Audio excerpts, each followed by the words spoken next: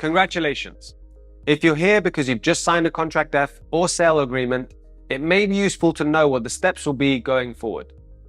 As a buyer who's buying with a mortgage and a seller who has a mortgage registered on the property, the process can be longer, however, it should normally be completed within 6 to 8 weeks.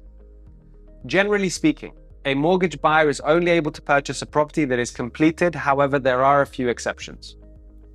Before signing the agreement, the majority of times it's required that the buyer has a pre-approval from the bank they'll be borrowing from. This is usually a requirement as sellers want security that the buyer has been vetted and is able to afford the property. The first step is for the buyer to request and pay for a property valuation, which is to be carried out by a valuer on behalf of the buyer's bank. The valuer will then send the valuation report to the buyer's bank. When the report is received and has fulfilled the requirements, the buyer's bank will request the buyer to complete mortgage documents in order to issue the buyer a final mortgage approval.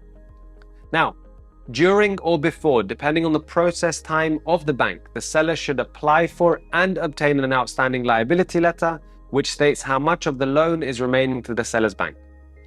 This letter should be addressed to the buyer's bank, who, when ready, will issue the payment to the seller's bank on behalf of the seller.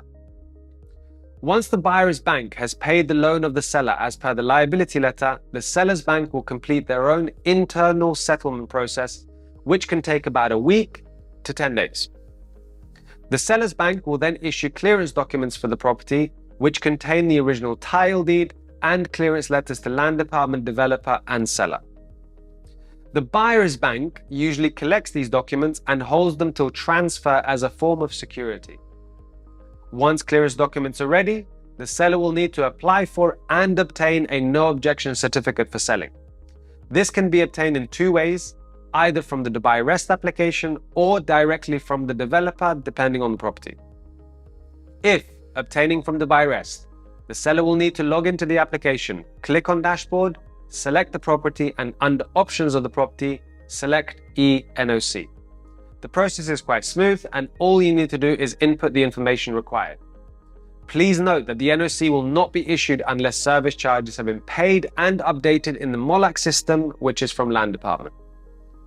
The other option, in certain cases, depending on the property, is to apply for the NOC from the developer directly. Each developer will have their own requirements, but for most, it is the information of the seller, buyer, and application forms which need to be signed for the NOC. Note again that service charges should be paid up to date and, most cases, paid in advance. Once the NOC has been obtained, it's important to prepare for transfer from the seller to the buyer, which happens at the Land Department Trustee. Before transfer, the buyer and buyer's bank must ensure to prepare the remainder of the selling price, transfer fee, trustee fee, mortgage registration fee, and agency fee. All checks should be issued by UAE Bank as manager's checks in order to be considered valid by the Land Department. The transfer fee should be 4% of the selling price plus a title deed fee of 580 dirhams for apartment and villa or 430 for land. It's important to check the type of property on the title deed. The trustee fee can be paid by card or cash to the trustee and is 4,200 dirhams including VAT if the selling price is above 500,000. However, if the selling price is below 500,000, the trustee fee is only 2,100 dirhams including VAT. The mortgage registration fee is currently 0.25% of the loan amount plus 290 dirham. The seller should also prepare what's called a mortgage discharge fee, which is usually between 1,600 and 1,900 dirhams. This depends on the type of mortgage. As a market standard, the agency fee is 2% plus VAT, with a minimum of 10,000 plus VAT, whichever is higher. This fee should be paid in the name of the agency as a manager check.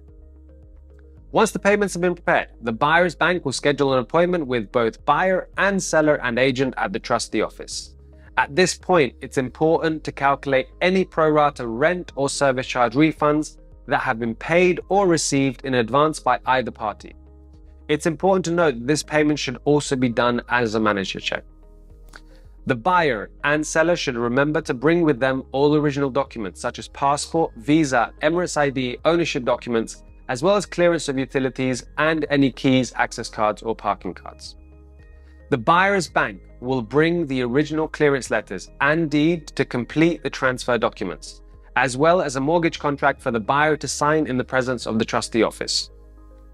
At the trustee office, buyer, seller, and agent, as well as the bank, will be present, where the agent will submit documents online for the trustee office to register. A sale contract will be raised by land department and signed by both buyer and seller in order to be submitted to the land department for approval. When you have received approval, congratulations. You'll receive the title deed as well as relevant documents and receipts to your registered email.